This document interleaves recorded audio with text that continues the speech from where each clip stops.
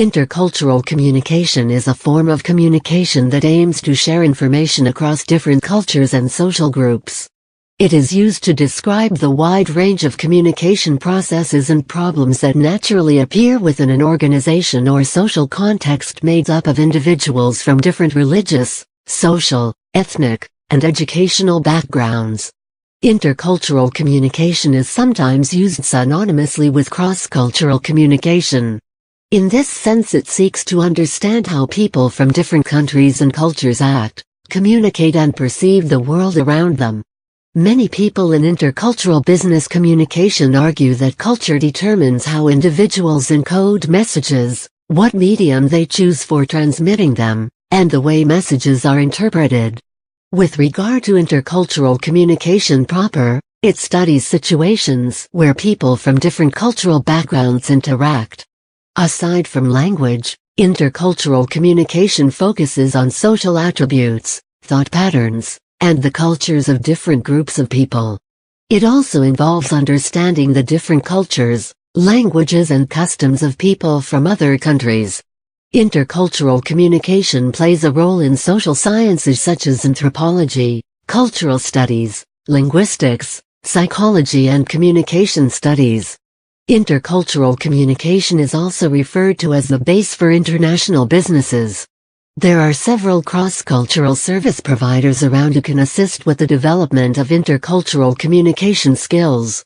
Research is a major part of the development of intercultural communication skills. Cross-cultural business communication is very helpful in building cultural intelligence through coaching and training in cross-cultural communication, cross-cultural negotiation, multicultural conflict resolution, customer service, business and organizational communication. Cross-cultural understanding is not just for incoming expats.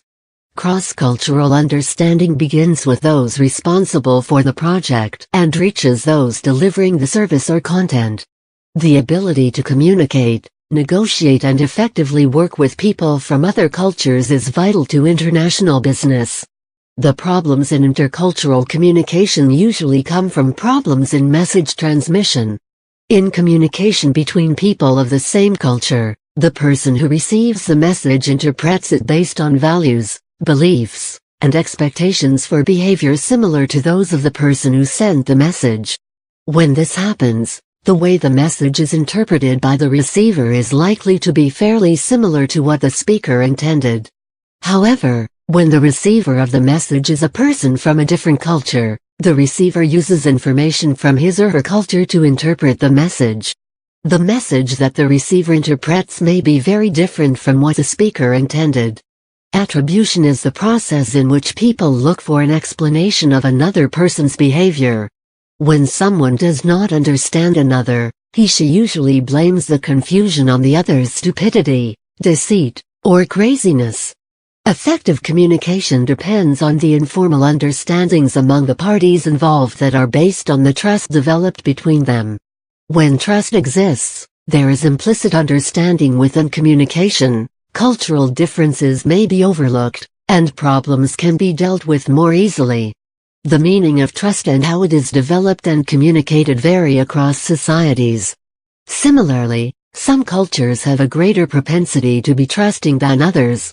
Nonverbal communication is behavior that communicates without words, though it often may be accompanied by words.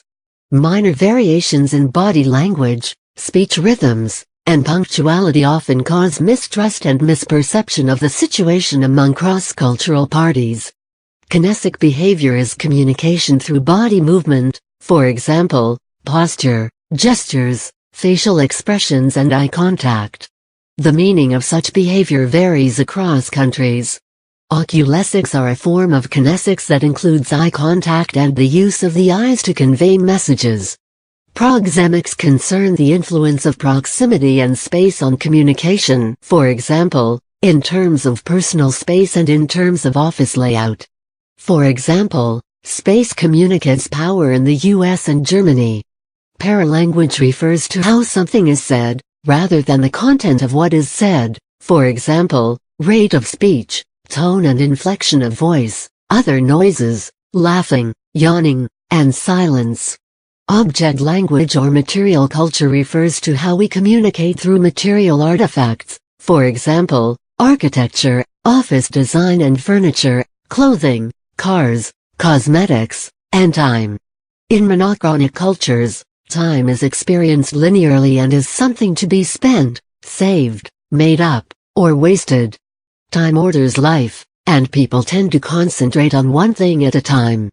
In polychronic cultures, people tolerate many things happening simultaneously and emphasize involvement with people. In these cultures, people may be highly distractible, focus on several things at once, and change plans often,